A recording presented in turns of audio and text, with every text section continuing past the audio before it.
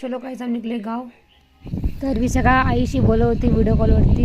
मी काही खात नाही गाडी पण माझी बहिणीने आणलेला वडापाव आणि ती मस्त टुसते आणि मी शांत बसलेली कारण की मला होतं उलट्या. तर फायनली आम्ही लोक पोचलो होतो गावी. फक्त उतरायचं बाकी होतं. विशाखा झोपली तोपर्यंत मी मॉर्निंग सीन काढला. गाडीवरून खाली उतरला होता, भाऊ आला होता घ्यायला. तर तसंच आम्ही त्यासोबत निघालो आजीकडे सामानसहित.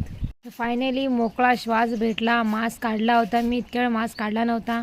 फायनली गावी तुला मास्क काढला पहिला. खरं तर मी यासाठीच गावी येते कारण की गावी मला खूप बरं वाटतं. जे वातावरण असतं मॉर्निंगचं, जी हवा असते, जो श्वास असतो मोकळा, तो मुंबईत भेटणंच मुश्किल आहे ॲक्च्युली.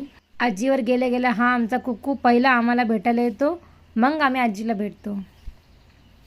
तर आजीने आलेला आम्हाला विचारलं कसं काय, गाडीचा प्रवास कसा झाला, उलटी झाली तर नाही. मी सांगितलं हां झाली, पण आता काय काय करू ना, होतेच उलटी, काय करणार. तर आजी बोली ठीक आहे, चहा आहे, चाय पिऊन घ्या मस्त मस्त. आजीला बघून बरं वाटलं, खूप दिवसांनी बघितलं आजीला पण. आजी पण मस्त चहा पिते बोलते.